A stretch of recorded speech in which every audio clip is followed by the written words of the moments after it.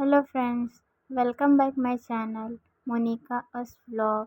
तो फ्रेंड्स, हमारे चैनल को लाइक शेयर एंड सब्सक्राइब करिएगा और वीडियो अच्छी लगे तो हमें कमेंट करके ज़रूर बताइएगा।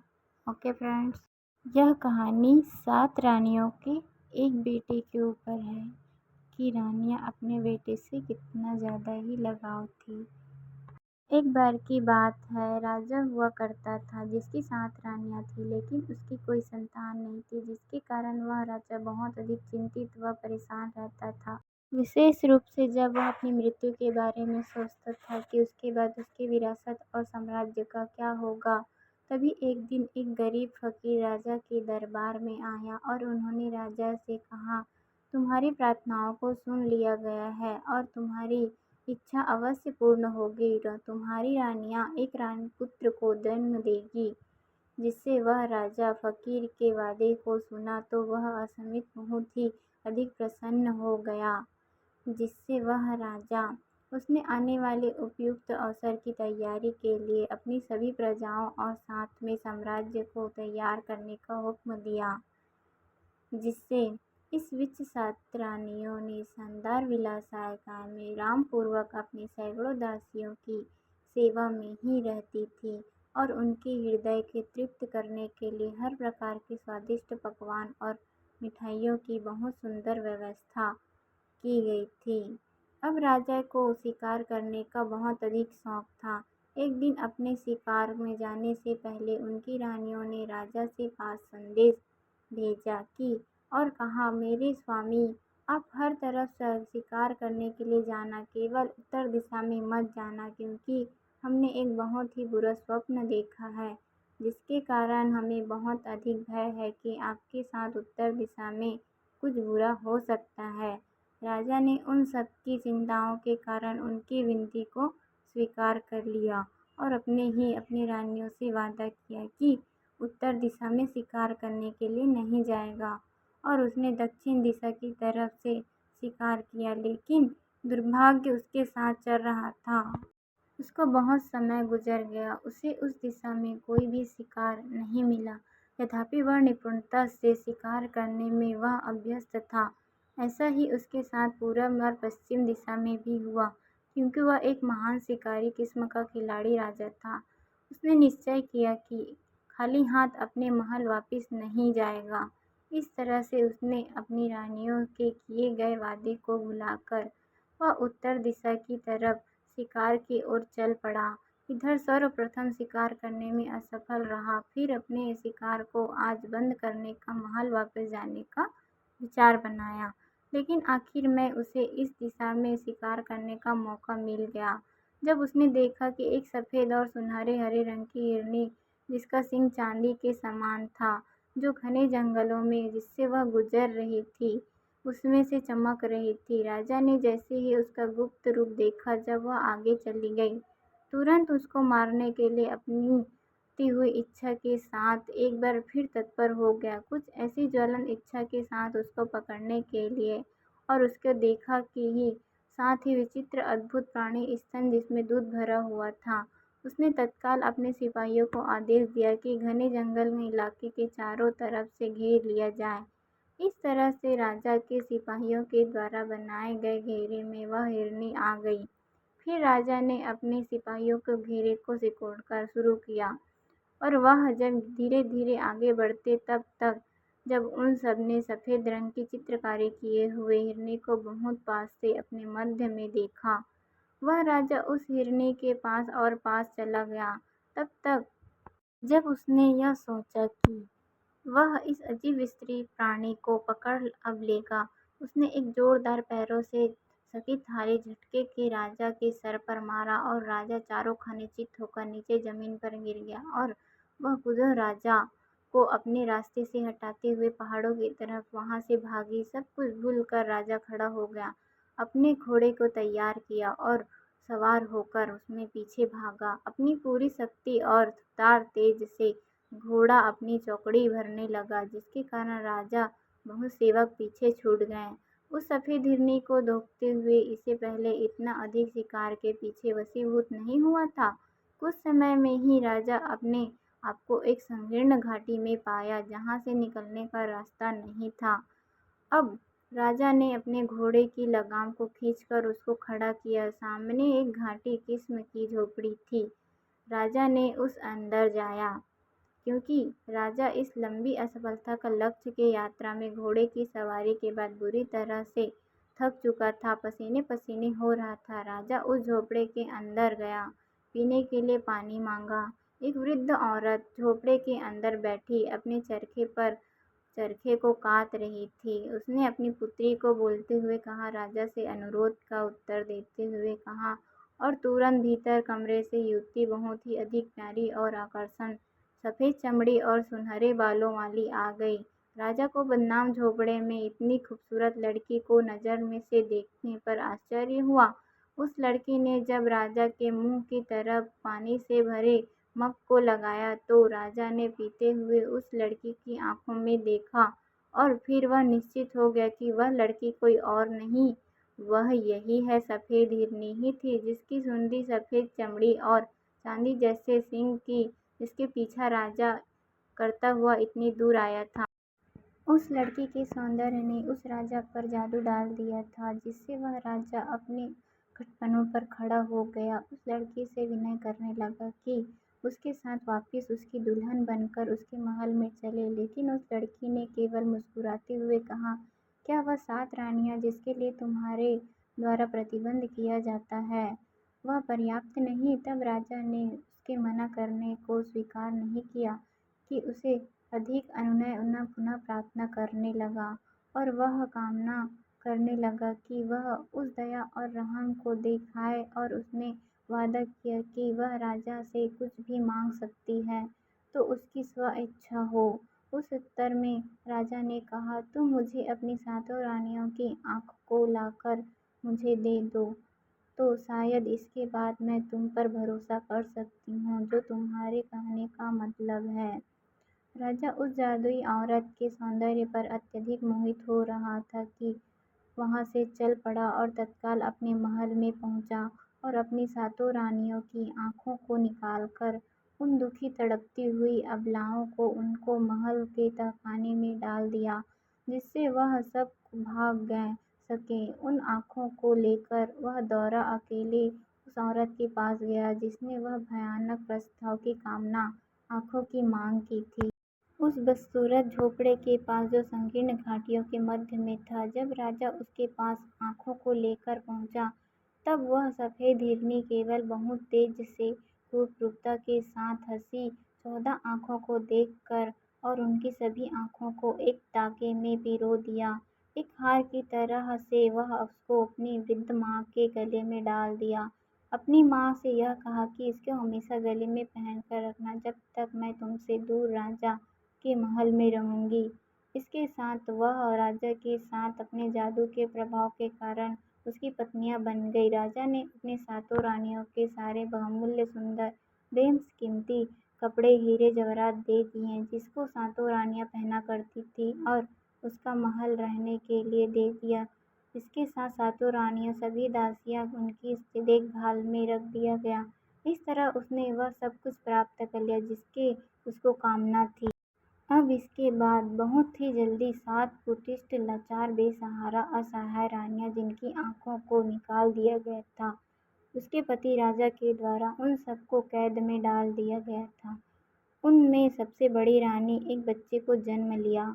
यह बहुत ही सुंदर लड़का था, लेकिन दूसरी रानियां अपने मध्य उपस्थित बड़ी रानियों की बहुत अधिक ईर्ष्या किया करती थी। उसके सौभाग्य को देखकर सभी अप्रसन्न थी, लेकिन पहले वह सुंदर लड़के को अप्रसन्न करती थी। जब उस लड़के को यह सिद्ध कर दिया कि उन सभी रानियों के लिए बहुत ही अधिक उपयोगी है, तब वह सबको पसंद करने लगी और उसके अपने बेटे की तरह मनाने लगी। और थोड़े ही समय में जब वह तहखाने से इधर उधर घूमता, तो उसने तहखाने की छत को खरोच खरोच कर एक अतुलनीय कार्य को अपने हाथों से किया। पहले एक छोटा सा छिद्र बनाया, फिर उसको बड़ा बनाकर उसने घटित घटित कर रेंगता हुआ बाहर निकल गया। कुछ घंटों में गायब रहता और वापिस तो आया, अपने साथ कुछ मिष्ठान और खाने पीने का सामान भी लाया करता था। जिसको समान रूप से बाँटकर सभी अपनी सातों अंधी माताओं को दिया करता था। जैसे ही वह बड़ा हुआ उसने उसे दीवार के सुराख से बड़ा बना लिया और सुराख से हर रोज़ दिन में 2 बार 3 बार बाहर जाता और आता और वह बाहर छोटे-छोटे बच्चों के साथ खेलता। सारे दूसरे बच्चे को शौक छोटू छोटू कहकर बुलाते थे। उनमें से कोई नहीं जानता था कि यह छोटा बच्चा कौन है, लेकिन हर आदमी को यह पसंद करता था। वह लड़का पूर्ण रूप से बहुत अधिक मज़ाकिया भी करता था।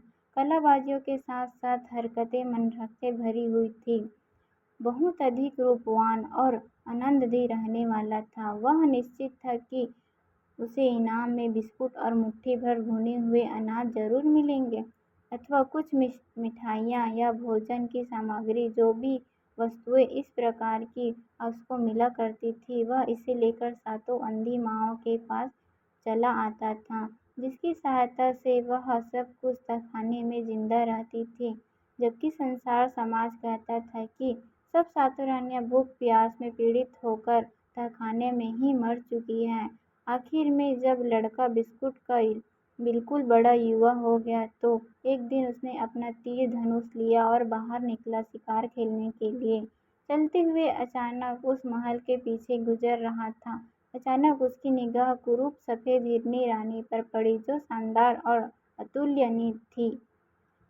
उसने देखा कि कुछ सफ़ेद कबूतर महल के संगमरमर के द्वारा बुर्ज के आस-पास उड़ रहे हैं और वही अपने तीर धनुष से निशाना साधकर सफ़ेद कबूतर को मार दिया। वह कबूतर हवा में चक्कर खाता हुआ उस रानी के करीब खिड़की के पास आकर गिरा। जब वह सफ़ेद रानी बैठी हुई थी, वह अपने स्थान से खड़ी यह देखने लगी कि यह कबूतर कैसे मर गया, और उसने बाहर खिड़की से देखा कि और पहली ही दृष्टि से उन्हें उस सुंदर लड़के की झलक को देखा, जो अपने हाथों में तीर धनुष लेकर खड़ा था। उसने अपने जादू की शक्ति से जान लिया कि यह लड़का राजा का है।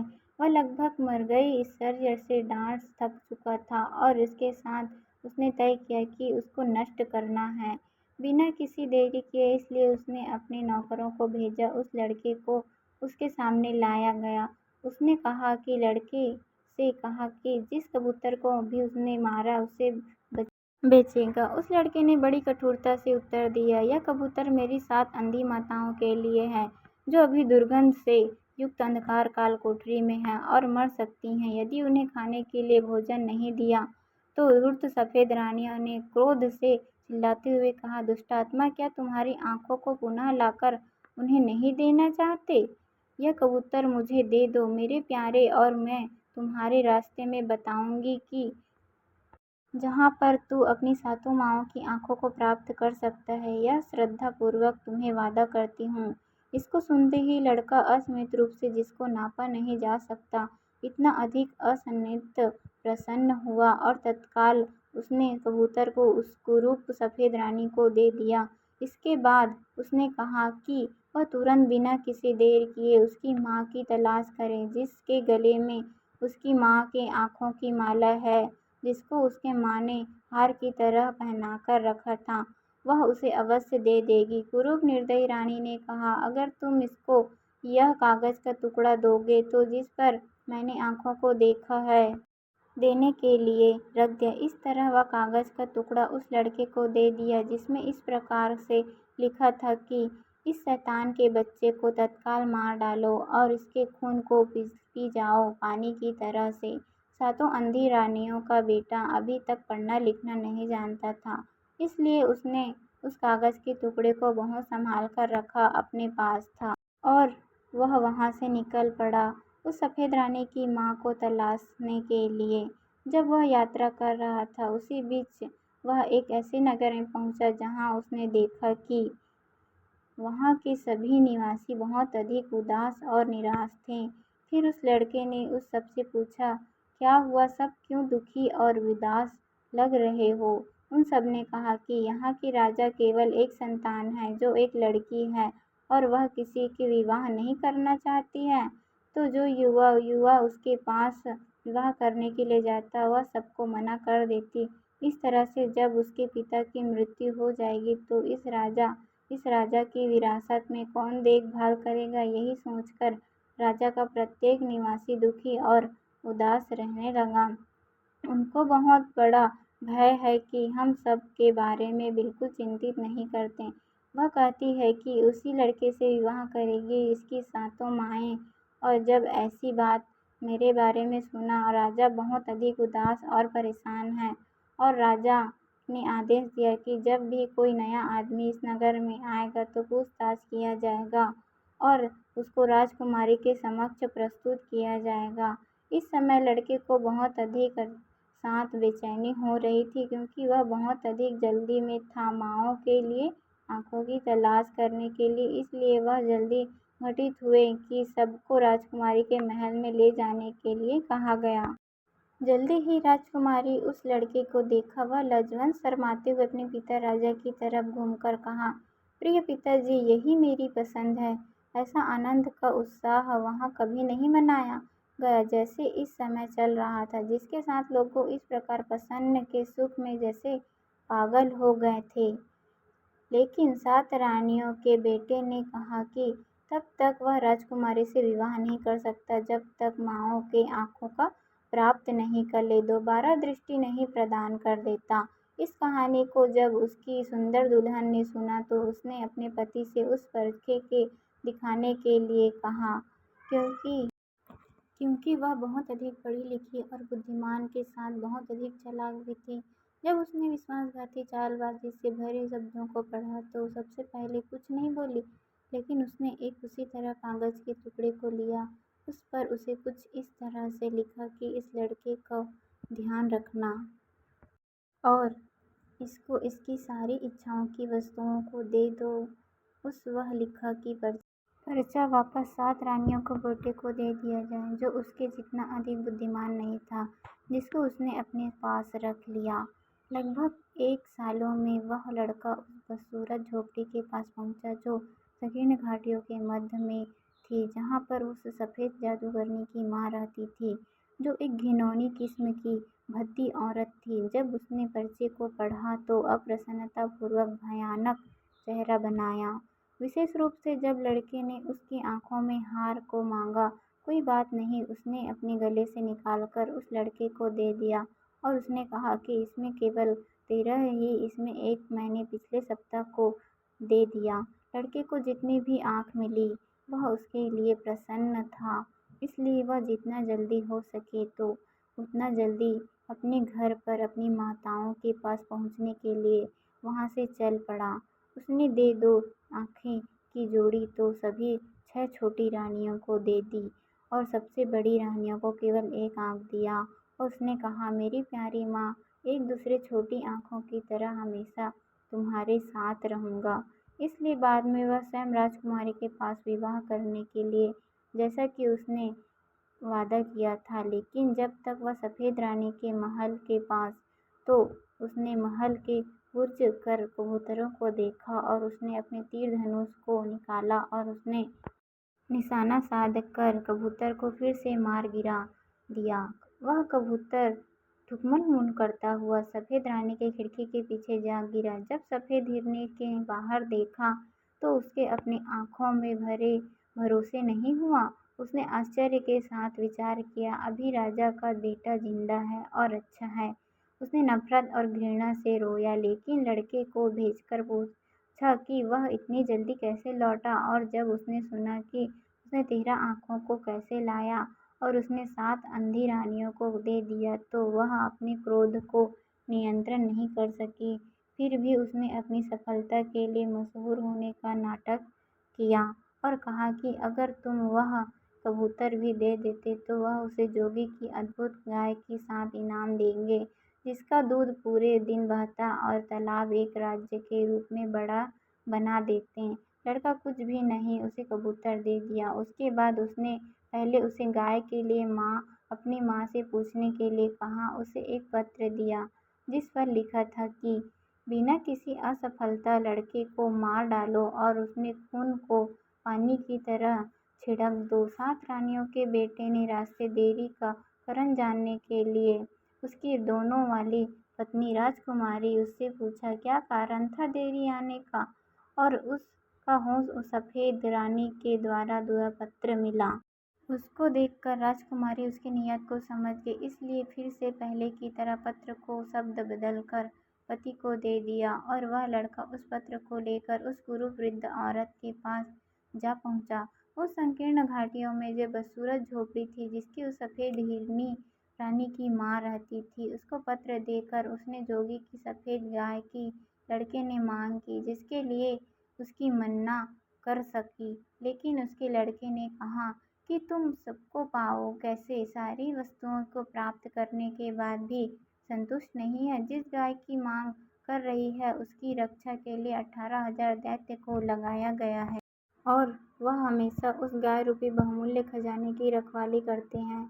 इसके लिए बाद वह अपनी बेटी की मूर्खता पर अधिक क्रोधित हुई। फिर उस लड़के ने बड़ी बहादुरी के साथ सब किया कि उन्हें उसको करने के लिए कहा गया था। उसने लंबी यात्रा के दौरान काफ़ी समय बाद उस जोगी के सफ़ेद गाय के पास और तालाब के पास पहुंच गया, दूध से भरा हुआ था, जिसकी रक्षा के लिए वहां 18,000 दैत्य जुड़े हुए थे।